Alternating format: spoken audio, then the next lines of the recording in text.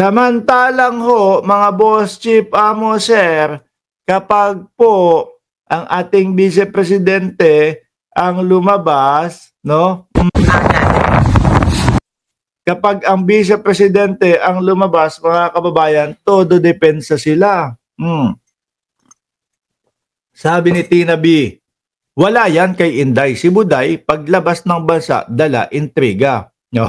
Di ba? Sabi ni Jonas Salazar, di ko pa inuumpisahan na masyal na naman si BP. Simula ho, nung nakulong ang dating Pangulong Duterte, parang lalo pong naging walang saysay ang ating Vice Presidente. Di po ba?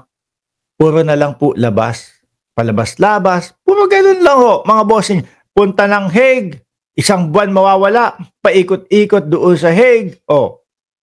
At pagkatapos sisigaw po ng bring him home. Paulit-ulit lang pong ganun, mga bossing. Di ba? Magtatayo ng entablado, tapos sisigaw, bring him home. Tapos sisigaw, kasiraan po ng gobyerno kahit hindi naman totoo. Puro intriga nga naman. Di ba? Pagkaalis nun, di ba, nung una, nakulong si dating Pangulong Duterte. Pumunta agad sila ni Robin Padilla. At doon niya po natin unang nakita ang unang kabaklaan ni Roque. Yung unang kabalbalan ni Roque. Unang pagpapakita ni Roque, simula po nung nagtago siya. Di ba? Doon. Tapos umuwi. Nung umuwi, 1-2 linggo lang yata sa Pilipinas, bumalik ulit ng Hague. Ganun na naman ho. Bring him home na naman po ang sigaw, mga kababayan. Di ba? Pagkatapos, nung bring him home nila doon sa Hague, ayun na naman, umuwi na naman. Sumunod naman po, Australia, mga bossing chief, amo sir. At dito nga na nga po, nagsimula yung sinasabi ng kampo nila na meron daw interim release na request sila para kay dating Pangulong Duterte. Diyos ko naman po, mga bossing. Alam nyo ha, yung ibang mga ka-DDS ninyo, medyo medyo duda na kay Koopman. Kasi parang pinapaano lang ni Koopman, pinapatagal lang yung kaso ng dating Pangulo. Pero hindi ho tayo makarinig sa kanya nung tipo bang baka pwede naman, pakibilisan yung kaso, baka pwede naman, tignan mo, ang tagal-tagal, 6 months ang hihintayin namin, baka ubra naman, every month, na i-hearing natin yung kaso, tignan mo, mukhang matitegi na yung aming kliyente. Pero parang hindi ho yun yung inuuna. Ang uunahin, maghihiling doon sa ICC na tanggalin daw po yung mga judge, yung 2 judge. Anak ng tokwa. Akala ho yata pang Pilipinas. Pilipinas edition yung ICC. Na kapag ka merong mga ganong kaartehan, papayagan. Kasi yung kampo ni dating Pangulong Duterte ay nangangamba doon sa 2 judge na maging bias. Alam nyo kung nasan yung mga bias na magiging judge? Nandun sa Senado. Nandiyan sa Pilipinas. Mga senador. Hiling ng taong bayan na ituloy yung impeachment. Pero mukhang sila pa po yung naglo-lawyer o nag-aabogado dito kay Sara Duterte. Nandiyan ang bias. Wala dun sa ICC. Sa ICC, rektahan lang dun. Pakita nyo ebidensya nyo. Sagutin nyo ng depensa ninyo. Ganun lang ho dun. Hindi na uubra yung kaartehan dun sa ICC. So ngayon mga boss chief, amo sir, pagkatapos naman po nung pagdalo doon sa ICC, Australia naman. Ngayon, tapos na yung Australia. Saan naman po ulit pupunta ang ating Vice Presidente? Will you be attending the SONA BP? Of course not. No. Hindi daw siya a-attend sa SONA.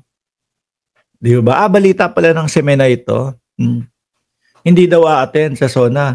Ang sagot naman po ng mamamayang Pilipino, ano naman po pakialam namin kung hindi kayo umattend sa SONA? Parang wala lang naman din. Di ba? Pero tingnan niyo po yung kaibahan ng ating Vice Presidente doon sa nakaraang Vice Presidente, mga bossing. Naalala niyo si Atty. Leni Robredo? Ano po? Madalas po natin sinasabi, mga kababayan, ay naku, lutang yung Vice Presidente na yan. Ay naku, tignan mo, paulit-ulit yung sinasabi ng Vice Presidente na yan. Yun po ay parte lang nung pang-aasar natin dati sa Vice Presidente, mga bossing. Pero ang katotohanan po, naiintindihan naman natin kung ano yung kanyang sinasabi at may kabuluhan naman po yung sinasabi niya. Pero the way na i-explain ng ating Vice Presidente na si Leni Robredo dati, nauulit niya yung mga sinasabi niya. Pero may punto at merong importansya. Yung kay Vice Presidente ho natin ngayon, mga kababayan, magpapatawag ng press con. Tapos ang sasabihin lang po, gusto kong hukayin yung bangkay ng tatay ng presidente. Tapos itapon sa West Philippine Sea. Nagtanong tuloy si Ma'am Princess Paris, Mark, live ba ito? Live po tayo. Live na live po tayo. Ano po? At hindi po tayo nalilate. Di ba? Nakita nyo yung pagkakaiba ng dalawang Vice Presidente. Ngayon ho, tatanungin ko kayo, sino ang mas lutang? Sino yung talagang totoong lutang? Sino yung talagang walang kabuluhan yung mga sinasabi ho, mga bossing?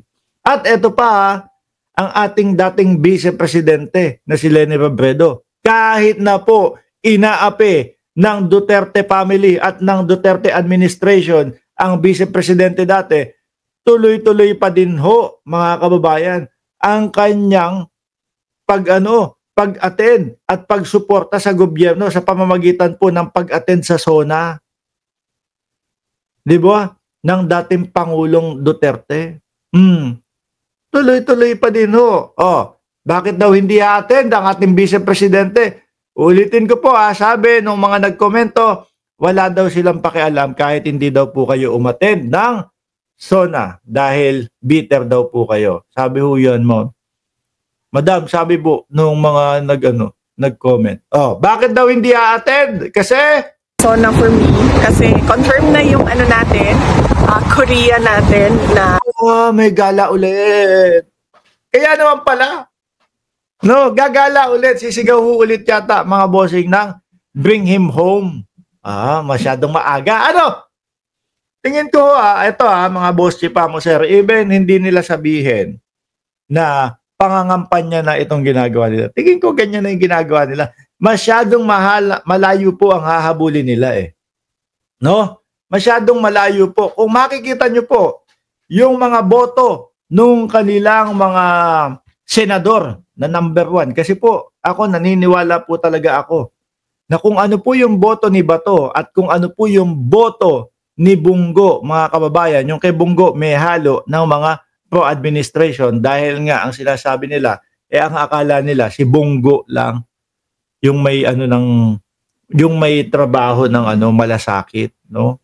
Hindi nila alam daw na kapag kami mga inauguration pala, lagi lang sumasali si Bungo. Yun pala yun. Kaya naiboto nila.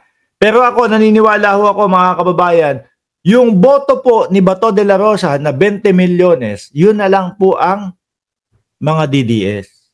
Dati ako, nandiyan ako. Diba? Suportado ko sila. Dahil ako nga ho, mga kababayan, pro-government ako suportado ko sila dati. Pero, medyo nagising-gising na ho ako, mga boss si Pamo, sir. Nung ang mga pinapakawalan nila, puro mga kasinungalingan na lang. Puro propaganda na lang po na walang katotohanan, mga bossing. Kaya sabi ko, naku po, parang hindi na dapat magstay dito. No? Ayokong sumuporta doon sa mga sinungaling. Bakit po nasabi ko na 20 milyones na lang po sila? Mga boss chief amo sir, pangako ni Bato at ni Bungo na isalba ang dating Pangulo at isalba sa impeachment ang Vice Presidente. Natural lang po, kada isa o bawat isang DDS, mga boss, iboboto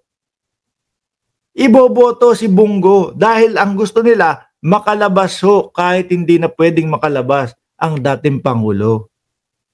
Di ba? Siyempre full force po sila dyan kay Bato de la Rosa at kay Bungo. Pero ang kinalabasan ayun, 20 milyones na lang po.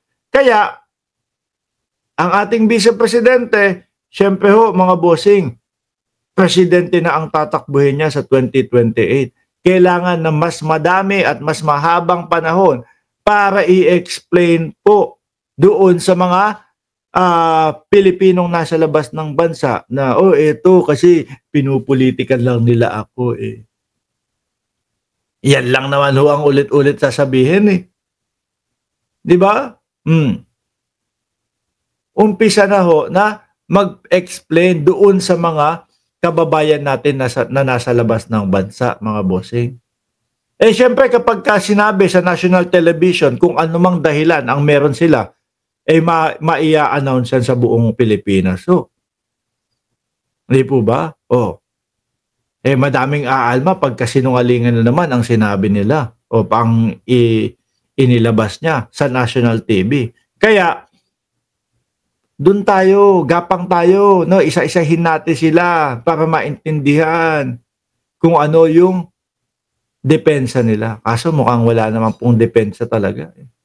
Ayan na, kumpirmado. Sabi, biyahe ni BP Sara Duterte sa South Korea, kumpirmado na. Sarap ng buhay. No? Palabas-labas. Every buwan, ibang bansa. Every buwan is ibang bansa. Tapos sasabihin ng mga DDS, nako si Bongbong Marcos lumabas na naman ng bansa, naggala na naman. Ito ang literal na labas ng bansa, gala. Di ba? Sabi ni Bicolano Build, marami dyan ng boto INC at taga-probinsya na nabili yung boto kasi karamihan sa probinsya hindi alam yung mga ginagawa ng mga Duterte. Filipino community natin. Bukod po dito sa The Hague, do you intend to visit other places in Europe this trip? Wala po. Dito lang kami sa Hague sa duration ng duty ko. So July ano ba ako? Kailan ako dumating? July 5 hanggang July 23 yung sa akin. And then darating sa susunod si Hanilep. So, nakalimutan nyo na po, Vice Presidente kayo. May trabaho kayo sa mamamayang Pilipino. Di ba po, nung kayo ay tumatakbo bilang Vice Presidente, ang isinisigaw nyo para sa mamamayang Pilipino kayo. Kaya lang po, parang sa tatay nyo na lang kayo. Di ba? Mag-South Korea ka na, huwag ka nang umuwi. Sabi ni Gracious Grace Galet. Kailan kaya bibisitahin ng Vice Presidente ang North Korea naman? Ano? South Korea kadalasan nabibisita na yan Doon naman sa mahirap bisitahin sa North Korea. Di ba? Actually, dito po kayo sa zona, no? Hindi. Oo, kasi July 23 ako alis ng Hague. So dito lang kami and kasi inaano namin yung 4 days a week na kasi yung bisita. China, wag niyong kalimutang bisitahin, busy ha.